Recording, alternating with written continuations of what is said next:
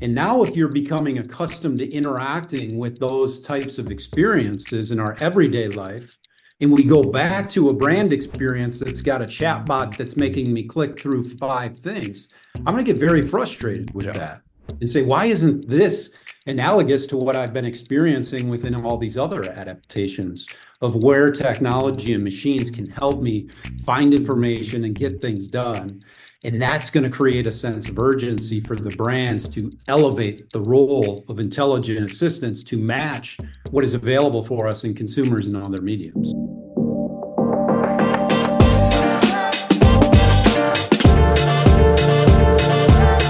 I'm talking with Jay Walcott, who is CEO and I understand co-founder of Knowbl, Knowbl, which is a really interesting set of technologies, some of which I'm familiar with, that are doing the best I can come up with, Jay, is that this is kind of brand extension, AI generated personality basis. Terrible explanation of that. You've got a much better one, I'm sure. But anyway, thank you for joining me. I really appreciate it. Yeah, thanks for having me on. Really excited for the conversation. For sure. So I guess first, maybe you could do a better job of explaining what Knowbl does than I just did. Yeah, no problem. So I think you touched on it pretty well, but just kind of the brief summary that we give folks is we're entering a really exciting era of intelligent virtual agents, and the angle that Knowbl has been taking and is focused on is how can we empower and develop these intelligent assistants for brand and customer interactions. So really focusing on enriching the customer experience for some of the world's biggest brands. And we've been in the space long enough to kind of know what the pains and the woes were of this first generation of AI and capabilities that it wasn't exactly meeting customers' expectations. We were excited that automation had a place in customer experience. But after a number of years, I think we began to realize that it really wasn't meeting, the customer's full potential or excitement of interacting with those. Maybe getting a few things done fairly well, but it wasn't really enriching that experience from a brand and customer relationship. But now, as most of the world knows, there's a big step change in the form of AI and machine learning that's empowered by these large language models and pre-trained transformers that now offers great potential to reimagine these customer experiences and the role that a virtual agent could play in that brand and customer relationship.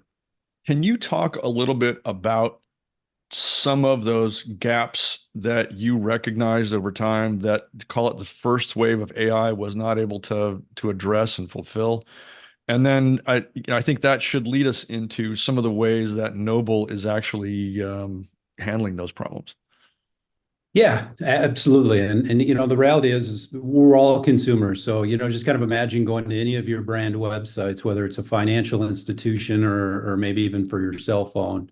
A lot of those experiences when we have questions or we're trying to get things done kind of lend themselves to a couple prominent features that have been in play for the last, 6, 7, 8 years.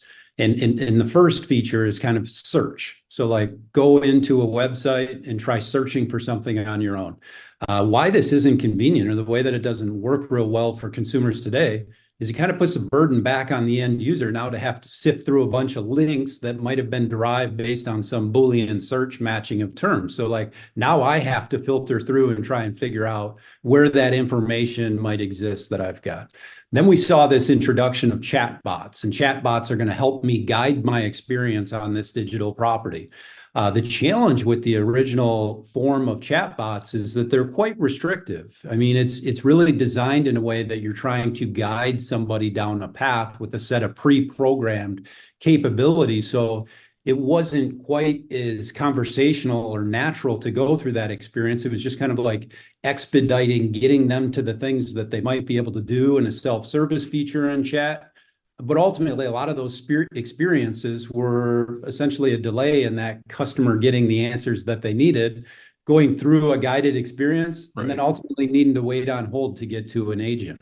And that's probably best case scenario for a lot of those. I mean, I've personally experienced chatbot situations that just refused to go down a path that would let me answer the questions I had. Instead, I was forced to go down a path that was more profitable and yeah, helpful to the people who had the chatbot, to the brand. Yeah.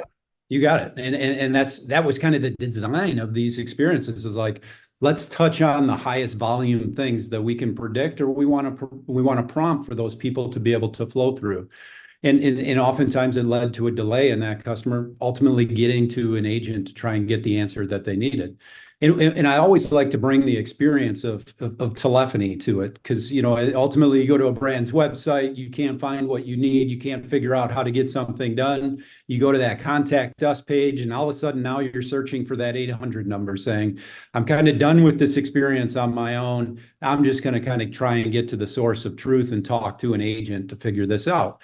And oftentimes brands are introducing automation at the front end of that experience as well. And IVRs, I can't think of a lot of major fans of what an IVR experience was as end consumers, right? Like it's not an exciting experience. It actually has taught us to try and hit pound, pound, pound or 000 to Right, bypass that right. experience and get to an agent, right? So inherently, that type of automation wasn't meeting expectations either. It was designed with some sort of features that hit on the highest probability things of what individuals might be calling about. And oftentimes that automation was really intended for accuracy and routing, right? So it wasn't like, hey, I was trying to get something done. And it's not the same for every industry, but that again wasn't a very exciting experience. And this first generation of AI that I had a hand in it too. Like we've all been playing with the same technology. I started on the digital side. We moved into the telephony side through an acquisition. One of the pains of developing these experiences is we had to teach these machines how to say things. So now if you're sitting there with a BIOS-TN or an RNN framework for building that experience, you now had to have a lot of data labeling, a lot of training data to teach what that experience needed to be like in order for it to be, somewhat accurate. The challenge with that framework is you could do a few things fairly well. So like if I restrict it to 5 competencies of what I want it to do, and I teach it all of the variations of how people are going to do that. One, it took a long time to build those experiences up, but now it's very laborious in managing those to make sure that things aren't breaking underneath so you can have some sort of accuracy in that experience. So again, it goes back to the customer standpoint. What is the probability that somebody's going to have one of those 5 things that they need to do? But 2, it's a delay if you've got to navigate through that experience to get to the thing that you really wanted to do.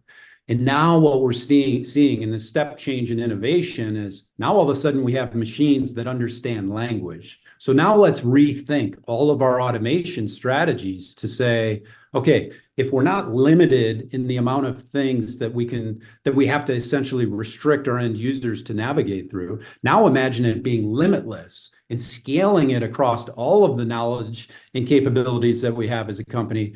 Now it starts to become a really exciting experience. And this is why I get really excited because we painfully have tried to move that first generation of AI to a point that we knew it wasn't exciting customers. We knew it was starting to tap out on the volume of things that it could do. And this becomes a welcome relief that now all of a sudden we have these pre-trained transformers that now cause us to rethink how we can go about introducing automation, whether it's in a digital experience or a telephony experience.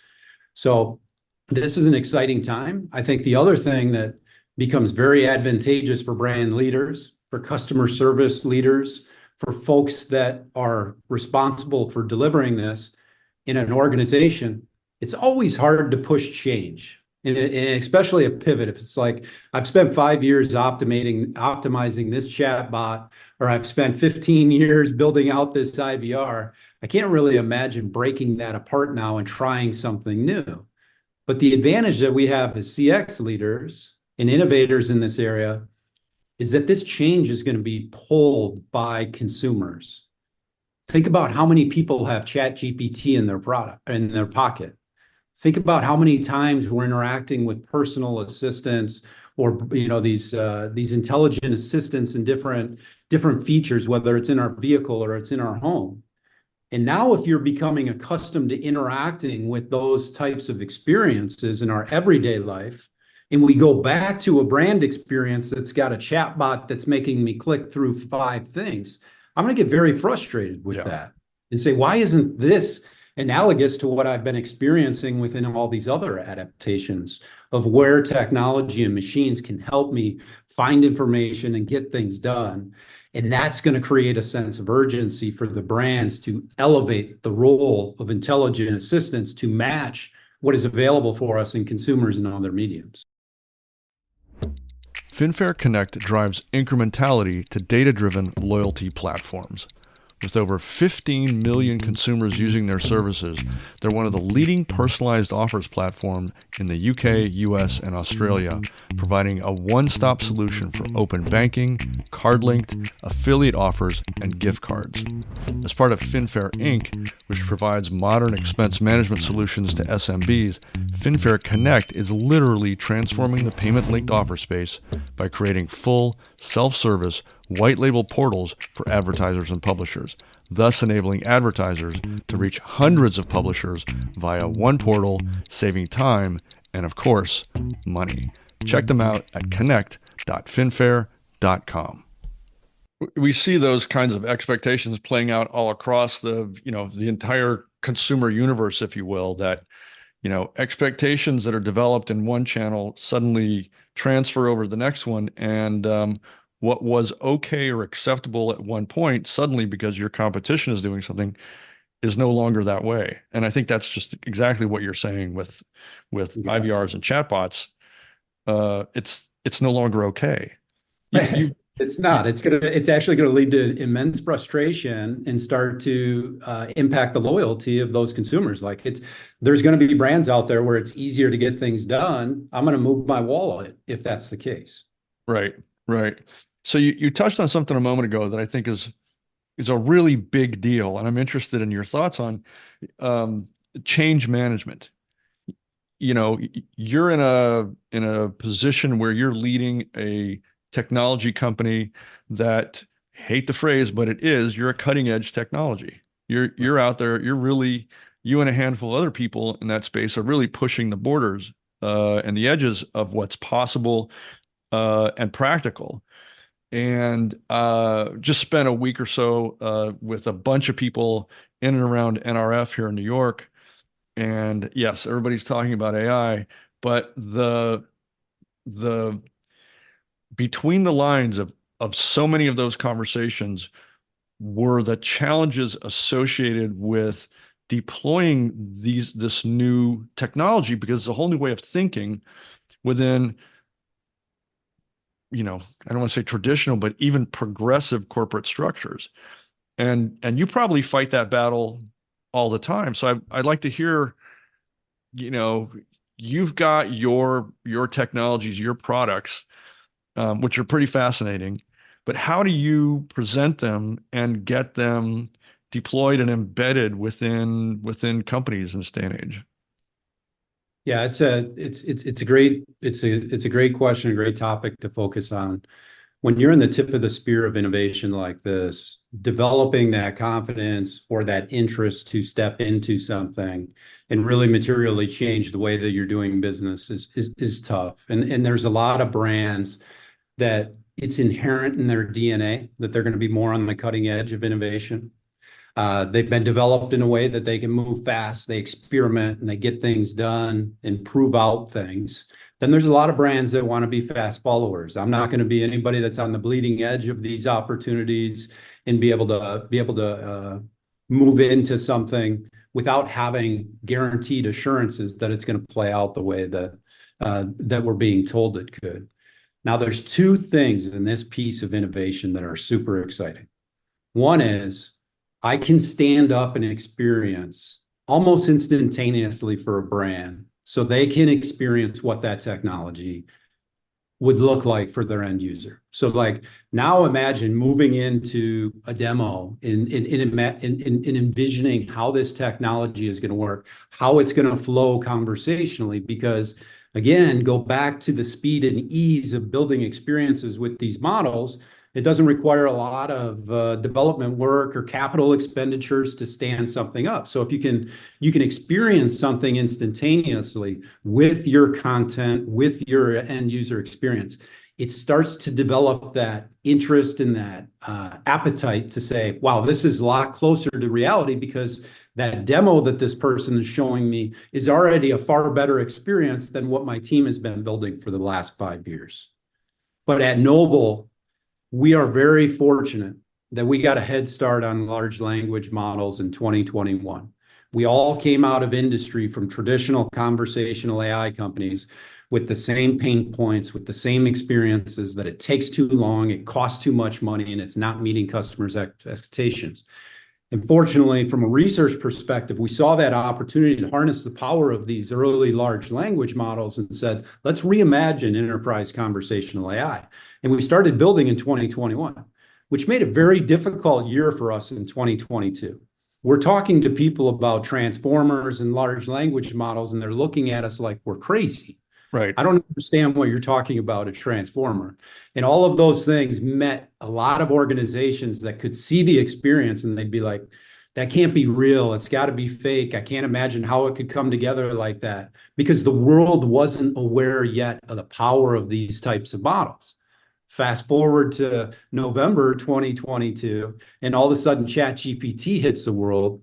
There wasn't anybody by December that didn't know what GPT was in relation towards. And that was the fast forward button. All of a sudden, there's enterprise appetite saying, hey, if that system knows more information about me than anything I can pull up in my company, we better figure out how to use these. We better figure out what that means to our business. And all of a sudden, Knowbl was on hyperspeed, but we had already been in the market in 2022 in advance of that. So the second point that we're able to deliver that builds confidence is we can show them the data. We can show them the data of how the performance of these models can outperform the previous generation of AI and virtual agents and everything that we've all been accustomed to. So now if you couple that with a really profound experience that was easy to pull together and demonstrate to them, it immediately allows them to start envisioning the future and moving from an ideation into like a business case and understanding how that could play. The challenge that comes in aside of those two advantages is now they've got to figure out, how is that going to work with all of the other infrastructure that we have? How do we begin to shift and move our strategy? Because you can't rework your digital strategy overnight. You can't rework your mobile app. You can't institute SMS. So now all of a sudden it becomes, all right, let's go with a phased implementation approach. Let's apply this in areas where it's the biggest pain point for our customers that we haven't been able to solve for before. Build trust, build confidence, and then continue to extrapolate that experience into other areas.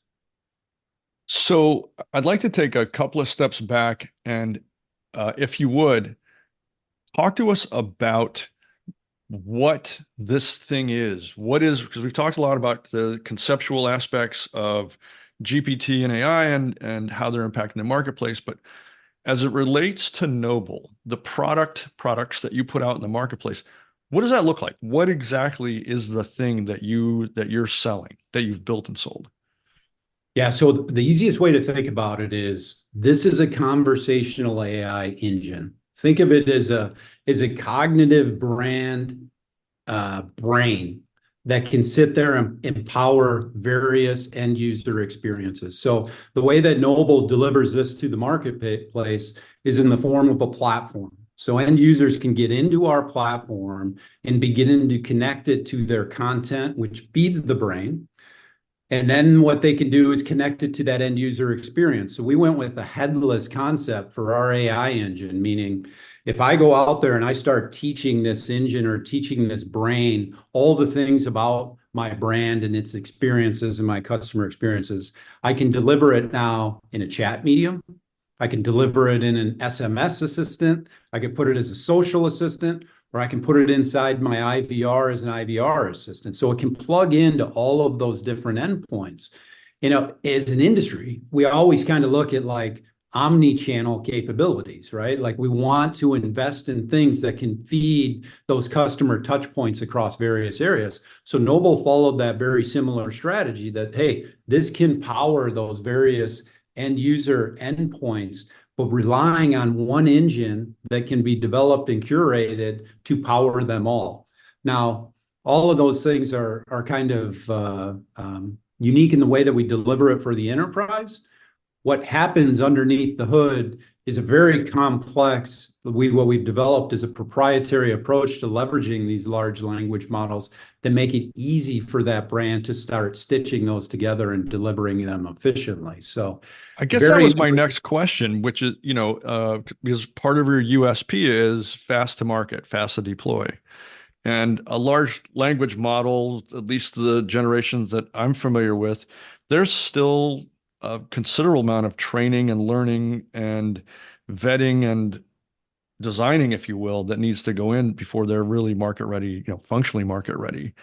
But it sounds like Knowbl's approach speeds that up. And is that just a function of the technology underneath it, or is that a, a new way of thinking? yeah. So I think one of the things that's an advantage for us is coming from the traditional conversational AI ecosystem.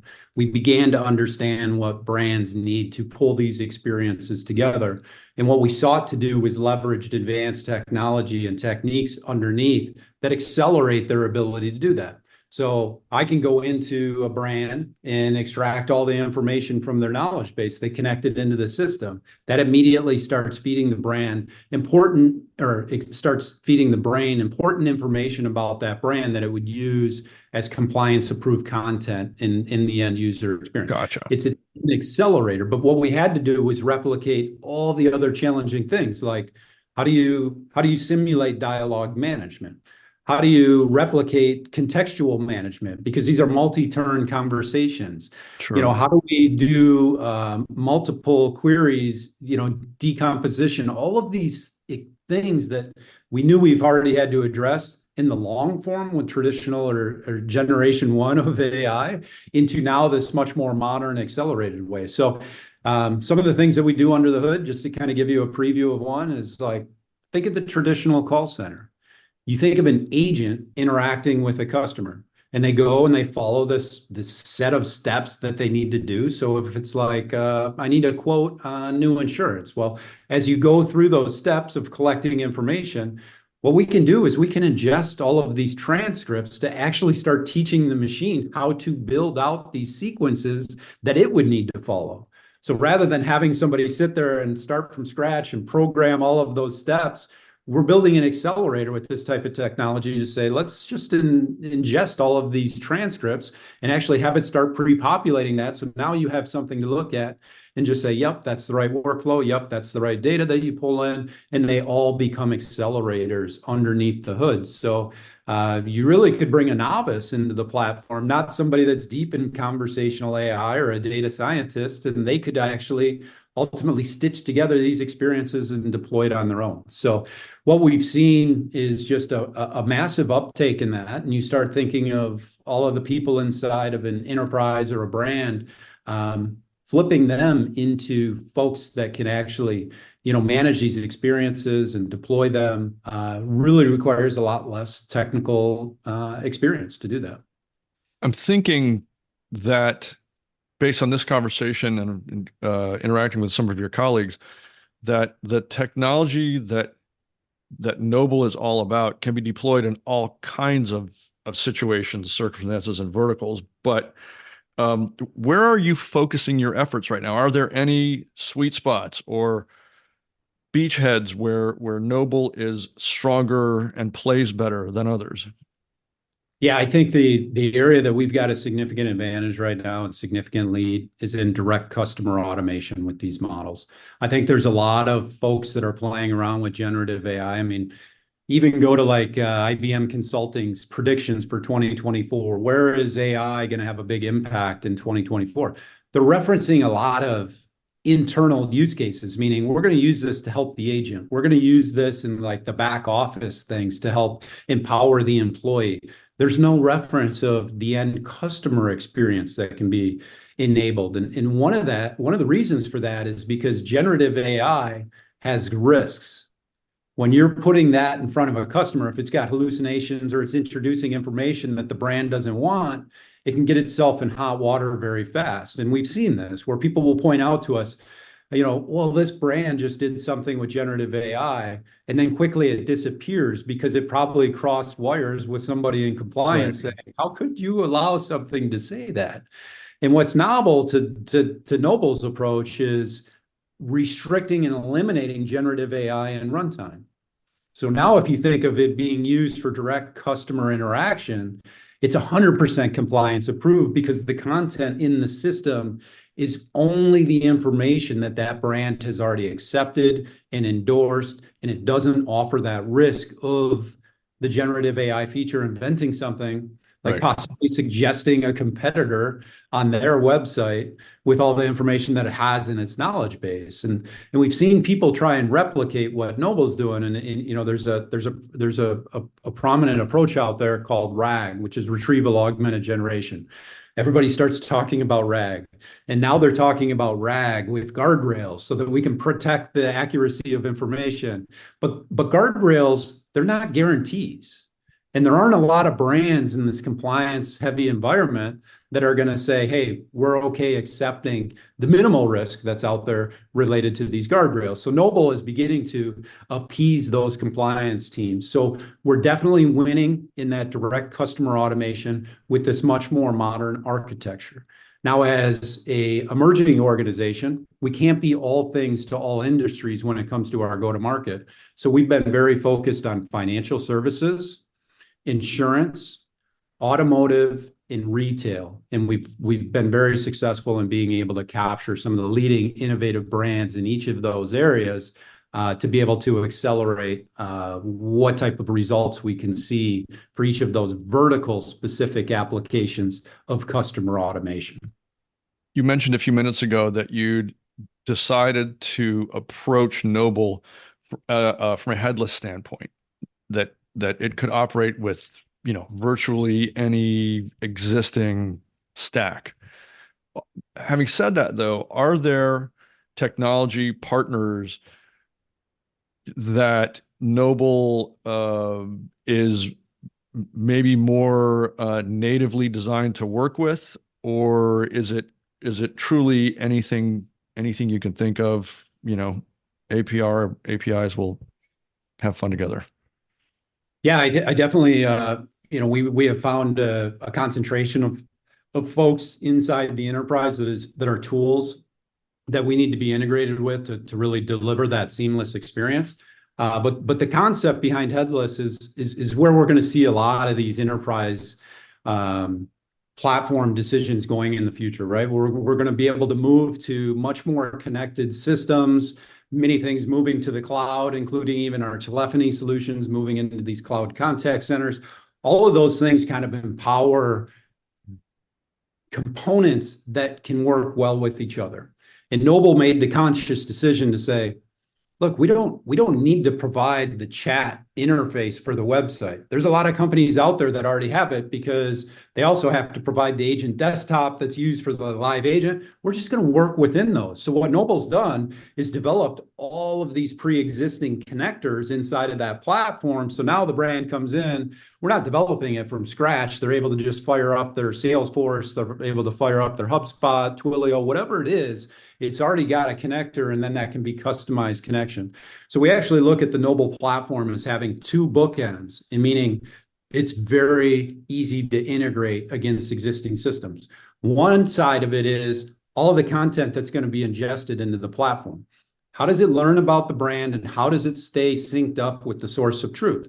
Think about knowledge bases, CMS systems, all these various things that can be fed where content lives in that company into the engine. And then on the other bookend is all of the applications where that experience is going to be delivered. So chat, SMS, IVR, all of that. So that was kind of the strategy that we took because we didn't want to be in a procurement cycle where it's like, oh, they're evaluating us on our agent chat capabilities. That's not our area of expertise. Right. Area of expertise is in orchestrating conversational excellence independent of whatever they have on both of those bookends. regardless of the technology that delivers it. You got it. Innovation isn't just about replacing what doesn't work today. So as we think about the ways that we're driving value to brands, to brand leaders, into the customer experience, part of it is saying, this is going to be a better experience than what you're delivering today. The other side of the coin, and where we get folks excited about it, is reimagining the art of the possible. So now where can innovation be an accelerator? Rethink the ways that we're delivering experiences. And I oftentimes reflect back to that website again. 25 years ago, we all started moving to brand websites and knowing how to navigate brand websites. Go to the Wayback Machines online and look at any institution from 25 years ago to where we sit in 2023. The features are all the same. You got a home page, you got a product page, you got service page, you got a contact page. Even in an e-commerce situation, we've been taught as consumers to go through filters. You select the filter, you down select, you keep moving through your filters to get to what you want. All of these things have been established and not challenged. Yet, if I'm a consumer and I go into one of the best retail experiences, somebody walks up to me and says, "How can I help you?" And that individual in a retail experience helps guide you through that store to get done what you need to get done. And some of the best stores, whether it's a small town hardware store and you walk in and say, "Well, I need a gallon of paint." They not only help you mix the paint, they now ask you, "Well, do you need brushes? Would you like to, get advice on what type of roller to use with that type of paint?" They take you to that next step of your journey, where in a digital ecosystem, it's very flat and transactional. And I think now we as brands need to reimagine what conversational commerce could look like. I don't want to go to an automotive's website anymore and have to sit all of these filters to find out that that car is not available that I want. It'd be like going into a dealership and just asking that salesperson, "I'm actually looking for an SUV that gets 30 miles per gallon and is all-wheel drive. And do you happen to have one that's in black and available today?" Just like I would say that to somebody, we should be able to interact with these digital ecosystems from a brand perspective, not just for commerce and pre-sale, but even in post-sale, not having to put that burden on the user to move through those systems in a way that that brand thought was comfortable. But let's move it into a way that's convenient for customers and something that excites them in replicating that retail or in-person experience. In a much more natural way that humans actually think, communicate, and expect. You got it. And I think the brands that really begin to lean in on reimagining that, bringing that type of value and excitement to their end users, are going to get great fanfare. They're going to get great response from their end users. And I think they're really going to be leading the competition in the long run. It's kind of like the early days of e-commerce, right? I mean, go back to Kmart and Sears turning their back on, well, are people really going to buy all this stuff online? And then put the revenue of those two companies against eBay and Amazon during that same cycle. We have to move with what's convenient for the customers. And I think we as customers need to look at all of these existing systems and recognize it's time for an overhaul.